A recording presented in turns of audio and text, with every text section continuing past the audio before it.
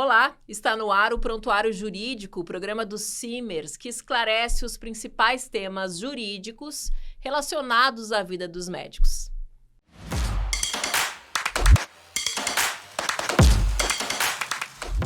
Eu sou a Cláudia Fleury e a partir de agora a gente conversa sobre um tema muito relevante, principalmente para o médico residente, a questão do auxílio moradia. Para conversar conosco sobre esse tema, para esclarecer todas as dúvidas sobre o assunto, é com grande prazer que eu recebo aqui no estúdio do Simers o Dr. Eric Paim. Seja muito bem-vindo, doutor. Tudo bem, Cláudia? É um prazer estar falando contigo, estar falando com a categoria dos médicos aqui. Acho que é importante a gente trazer esse assunto, é um assunto relevante, uma pauta relevante, principalmente os médicos mais jovens, que recém-egressos na residência, ou até aqueles que já estão saídos, né, há pouco tempo. Acho que é um tema importante, chega bastante na consultoria. Acho que a gente pode tratar desse tema de uma forma mais abrangente, que vai abarcar muitas situações que chegam para a gente aqui no jurídico. Acho que é legal a gente conversar sobre. Doutor, vamos começar, então, sobre essa questão do auxílio moradia na residência médica. Eu te confesso que eu não sabia sobre esse benefício, como muitos médicos, com certeza, também não sabem. O que propriamente dito, é esse auxílio moradia para o médico residente? Certo. Né? A gente vai olhar ele primeiro como uma compensação financeira. Quando a gente vê o viés da compensação financeira, a gente pensa em algo que não foi, pelo menos de um direito que não foi usufruído, tá? Ou não está sendo usufruído da maneira mais usual. A residência médica, por força de lei, se a gente for trabalhar a Lei 6.932 de 81, que é a lei que rege a residência médica, ela é clara a dizer que o médico ele tem direito à moradia, tá? Durante o curso da residência médica. Porque, enfim, é uma medida de higiene, de saúde, também de conforto e dignidade para o médico que está prestando a residência.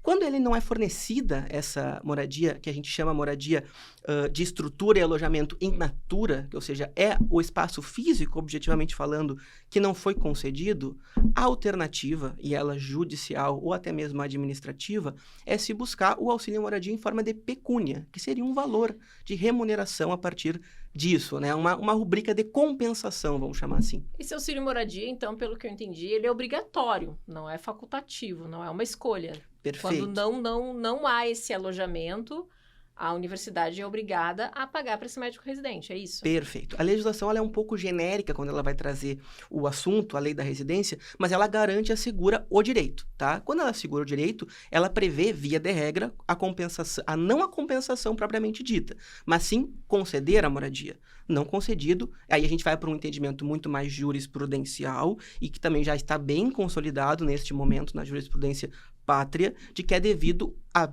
respectivo valor adicional de, neste caso, 30% da bolsa da residência médica, por força do não recebimento dessa moradia em espaço físico ou, eventualmente, em um alojamento fornecido pelo hospital que presta a residência médica.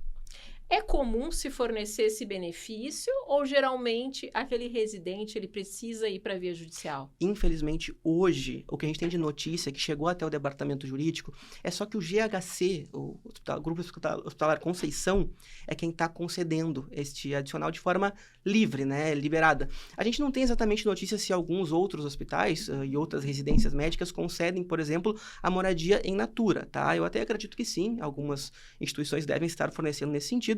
Só que quando existe uma natura omissão... seria de forma automática, assim, digamos. Isso, sim. Mas quando a gente diz que há uma omissão, geralmente quando há essa omissão do fornecimento dela de forma do espaço físico em natura, acaba sendo necessária a judicialização para cobrar ela em pecúnia, tá? Que seria esses 30%, por exemplo, como um patamar de acréscimo dentro da verba da bolsa, calculada sobre a base da bolsa, que seria o valor da bolsa de residência, esses 30% adicionais. Baseado nisso, então, o médico, quando ele escolhe o local que vai realizar a residência, o indicado seria que ele observasse esse edital de uma maneira mais minuciosa para evitar encomendações futuras. É bastante importante que se olhe o edital, tá? Não significa dizer que, por exemplo, se o edital vedar esta bolsa, vamos chegar à conclusão de que existe expressamente no edital uma vedação à concessão da bolsa. Desses 30%, ou que diga que não vai se conceder também ela num espaço físico, em natura, tá? Isso pode ser questionado, inclusive no escopo judicial, isso é relevantemente dito que não é possível se excluir, tá? Porque é um direito garantido pela lei da residência médica. Se isso acontece, é importante também observar, falar com o COREME também é importante, mas principalmente dar uma olhada bem minuciosa no edital, no que prevê, não significa que, estando previsto uma vedação, ou até mesmo se o edital for silente no assunto, que ele não vai ser deferido ou não vai ser um direito que o médico tem, de novo, por força do que prevê a legislação. A legislação é clara no sentido do direito à moradia do médico residente, então, a partir daí, desta premissa, a gente cria condicionantes que seriam, por exemplo, a judicialização cobrando essas diferenças, ou até mesmo compelir administrativamente, requerendo para quem presta a residência, o hospital que fornece a residência para o médico, a possibilidade da moradia in natura, né? Ou seja, conceder um espaço, de fato, para o médico residir enquanto presta a residência médica. Vamos dar um exemplo aqui. Eu sou uma médica residente, tive despesas com a minha moradia, não sou daquela cidade, enfim, gastei ali com aluguel e fui solicitar esse reembolso aí para a instituição e não tive esse reembolso. Uhum. Como eu devo proceder? Qual o caminho que eu devo tomar, doutor? Vamos lá, vamos chegar à conclusão que se exauriu, por exemplo, a busca administrativa, né? Que não houve uma resolução. Se apresentou que havia o direito, daqui a pouco até foi buscado o departamento jurídico para questionar sobre o assunto. Aqui do departamento jurídico do Simers, eu digo que a gente tem esse suporte, essa assessoria para o médico. Se chegou à conclusão que o hospital optou por não pagar. Tá? Ficou definido. E já existiu casos assim aqui no Simers. O Simers já atuou com casos... Perfeito. O que a gente tem que colocar é que hoje, na grande maioria das vezes, isso não acontece, esse pagamento de forma espontânea e voluntária. Ele acaba ficando condicionado à judicialização, tá? Mas o que a gente pode posicionar é que existe uma base muito sólida, consolidada, no sentido de ser devido. Quando a gente vai tratar disso, até fugindo um pouquinho da tua pergunta, mas falando do tema 325, de uniformizado pela Turma Nacional de Uniformização, do TNU, tem a previsão dos 30% indenizados, tá? Então, isso está claro, está cristalino quanto a que é devido. Infelizmente, isso voluntariamente não acontece, tá? E voltando à tua pergunta. Quando isso acontece, a médica buscou o ressarcimento administrativo, a busca pelo pagamento dos 30% enquanto está no curso da residência, ou até depois de finalizada a residência médica, mas não prescrito o direito de se buscar a diferença salarial oriunda desse auxílio não pago, a gente tem daí a assessoria jurídica do Simers que vai prestar esse atendimento. E aí a gente aproveita para colocar, né, para o associado que a gente tem a cobertura assistencial integral para isso, tá? Para judicializar. A gente entende a importância desse momento para o médico na residência, que é um processo de um ciclo, né, que o médico vivencia durante a residência, às vezes nem tem a ciência de que tem o direito, né, que esse direito ele é devido a ele. Então a gente presta essa assessoria, tá? Como é que isso acontece, né? Se a gente for olhar para o viés dos Simers. Chega na consultoria, a gente atende, explica o que a gente está falando aqui no podcast, a gente explica também para o médico, no atendimento presencial, por telefone, por WhatsApp, a gente presta essa assessoria para o médico e encaminha o caso aos nossos escritórios parceiros, que também têm cobertura integral para o associado, para a judicialização. Então, assim, eles já têm expertise também na área, estão familiarizados porque judicializaram já uma série de ações nesse sentido, então eles têm essa experiência também, essa expertise para judicializar nesse sentido.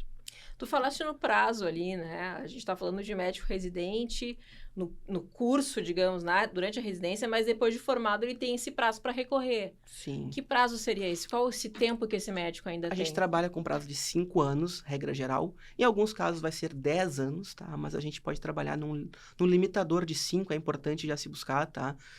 Para requerer todas as diferenças salariais devidas.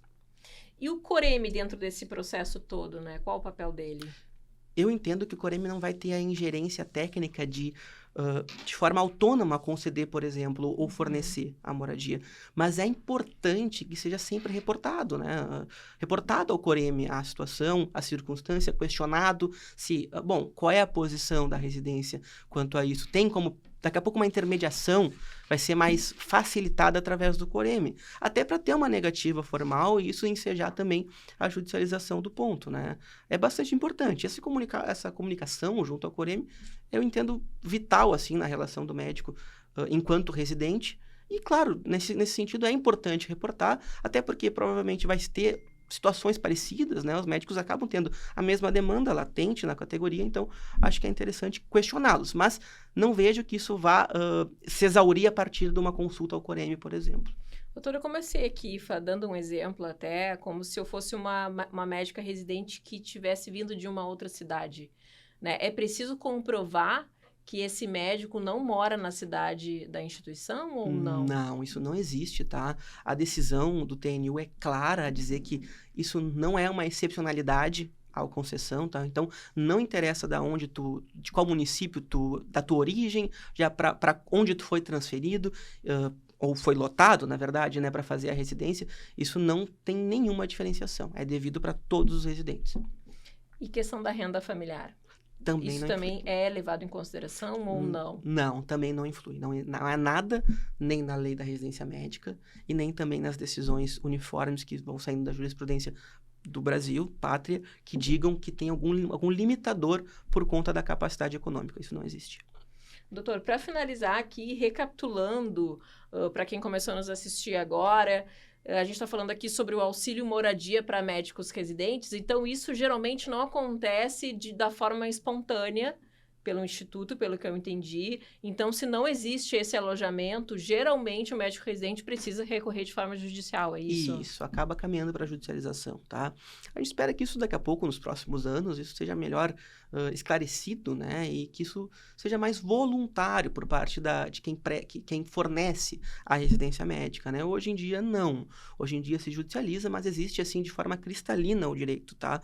O direito, claro, a gente sempre, quando a gente submete algo ao crivo do judiciário, a gente não pode dar certeza de ganho de causa de qualquer tipo de situação. Qualquer natureza vai ser assim de uma ação, seja de qualquer tipo. Agora, existe um entendimento claro de que é devido, tá?